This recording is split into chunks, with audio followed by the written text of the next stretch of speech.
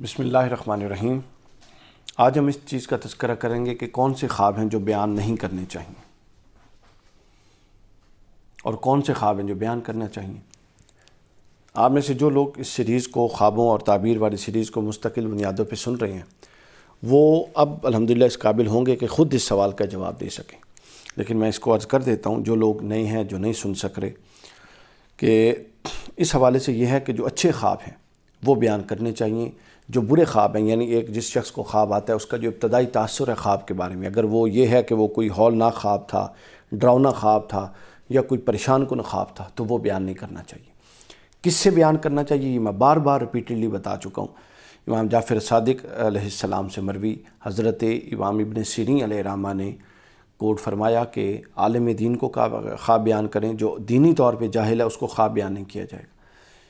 دنیاوی طور پہ معاشرتی علوم کا اور دنیا کے معاملات کا اور عصری علوم کا جو ماہر ہے، عالم ہے، اس کو خواب بیان کیا جائے۔ عصری طور پہ جو بالکل جاہل ہے، بے شک دین کا عالم، اس کو بھی خواب بیان نہیں کیا جائے گا۔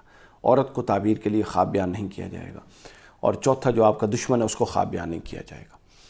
تو یہ تو ہے کس کو کیا جائے گا، کس کو نہیں۔ اب ہے کون سا کیا جائے گا۔ صحیح مسلم حدیث نمبر 5786 نمبر حدیث پاک، حضرت ابو قتادہ رضی اللہ تعالیٰ عنہ بیان کرتے ہیں، حضور نے فرمایا، اچھا خواب اللہ کی طرف سے ہے اور برا خواب شیطان کی طرف سے ہے۔ پس جس شخص نے کوئی خواب دیکھا اور اس میں سے کوئی چیز اس کو بری لگے تو اس کو چاہے کہ 3 بار اپنی بائیں طرف تھوک دے اور شیطان کی پناہ مانگے، اور وہ خواب آپ نے فرمایا کسی سے بیان نہ کرے۔ یعنی جب برا خواب ہو تو اس کو کسی سے بیان نہ کرے، اور اگر اس سے مد مقابل اچھا خواب ہو تو وہ بیان کر دے، ان کی شرائط رکھ کے کہ جس کو بیان کرنا ہے اس کو۔ لیکن جو برا خواب ہے وہ اس کو بھی بیان نہ کرے جس کو بیان کرنا ہے، جو کہ 4 لوگ ہیں، میں نے بتا دیا۔ تو لہٰذا جو خواب برا ہو، جس کے ابتدائی تاثر یہ ہے کہ بہت برا اور خطرناک ہے، اس کو بیان نہ کرے۔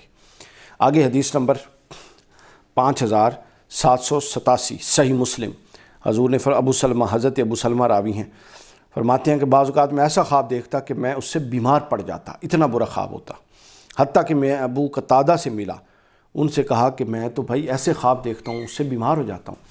تو حضرت ابو قتادہ نے کہا کہ میں نے رسول اللہ صلی اللہ علیہ وسلم سے سنا کہ اچھا خواب اللہ کی طرف سے ہوتا ہے اور برا خواب شیطان کی طرف سے۔ پس جب تم میں سے کوئی شخص پسندیدہ خواب دیکھے تو وہ صرف اس شخص سے بیان کرے جو اس سے محبت کرتا ہے، اور اگر کوئی تم میں سے ناگوار، پریشان اور برا خواب دیکھے تو اپنی بائیں طرف تھوک دے، شیطان سے پناہ مانگے، اور خبردار وہ خواب کسی سے بیان نہ کرے۔ شرط آئے، 3 شرائط لگا دی۔ فرمایا برا خواب آئے تو اٹھ کے بائیں طرف 3 دفعہ تھوکے، اس کے بعد شیطان سے اللہ کی پناہ مانگے، اعوذ باللہ من الشیطان الرجیم پڑھے، اور تیسرا یہ کہ وہ خواب کسی سے بیان نہ کرے، اللہ اس کو شر سے محفوظ فرمائے گا، خواب کے شر سے۔ تو برا خواب بیان نہیں کرنا، یہ دوسری حدیث پاک میں آ گیا۔ اس کے بعد آگے صحیح مسلم ہی میں، صحیح مسلم کی حدیث نمبر 5808، حضرت جابر بن عبداللہ سے مروی، رسول اللہ صلی اللہ علیہ وسلم کے پاس ایک اعرابی آیا۔ عرابی آ کے یہ کہتا ہے کہ میں نے خواب دیکھا ہے یا رسول اللہ کہ میرا سر کٹ گیا ہے اور میں اس کے پیچھے چل رہا ہوں۔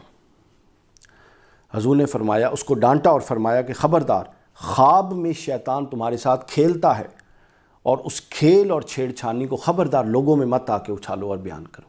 یعنی اس نوعیت کا کوئی خواب ہو جو بہت تباہ کن ہے، بہت ہی پریشان کن ہے، تو اس خواب کو حضور نے فرمایا بیان نہ کرو۔ یہ خواب کی نوعیت بھی بتا رہی ہے کہ یہ لا یعنی خواب ہے اور یہ اپنا تخفیف شیطان میں سے ہے، تو لہٰذا حضور نے فرمایا کہ اس کو بیان نہ کرو۔ اس کے بعد حدیث صحیح مسلم حدیث نمبر 5810، حضرت جابر رضی اللہ تعالیٰ عنہ بیان کرتے ہیں کہ ایک شخص نے نبی اکرم صلی اللہ علیہ وسلم کی خدمت میں عرض کیا، یا رسول اللہ، میں نے خواب میں دیکھا کہ میرا سر کاٹ دیا گیا۔ حضرت جابر کہتے ہیں کہ نبی صلی اللہ علیہ وسلم پہلے ہنسنے لگ گئے۔ آپ نے فرمایا، جب خواب میں تم میں سے کسی شخص کے ساتھ شیطان کھیلے اور چھیڑ خانی کرے تو وہ لوگوں کو نہ بتایا کرے۔ اور ابو بکر کی روایت میں ہے کہ جب تم میں سے کسی کے ساتھ چھیڑ خانی شیطان کرے تو شیطان کرے، انہوں نے شیطان کا ذکر نہیں کیا، صرف چھیڑ خانی کا ذکر کیا، لیکن روکا گیا کہ ایسا خواب بیان نہ کیا جائے۔ اس کے بعد صحیح مسلم کسی حدیث کے تحت علامہ امام نووی علیہ الرحمہ بیان فرماتے ہیں کہ شرح صحیح مسلم میں امام نووی، شرف الدین نووی، شرح صحیح مسلم کی 2 جلد صفحہ 241 پر بیان کرتے ہیں کہ برا خواب کسی کو بیان نہ کیا جائے۔ یہ جو حدیث میں آیا ہے، اس کی وجہ یہ ہے کہ جس شخص کو برا خواب بیان کرے گا ہو سکتا ہے کہ وہ خواب کی ظاہری صورت کے اعتبار سے اس کی کوئی مکروہ اور ناگوار تعبیر بیان کر دے، یعنی وہ فوراً سنے اور جو خواب میں ناگواری ہے اس کی بنیاد پہ وہ اپنی کوئی رائے قائم کر کے بطور تعبیر بیان کر دے، اور وہ تعبیر بھی متحمل ہو اور قضاءً وہی واقعہ بھی ہو جائے۔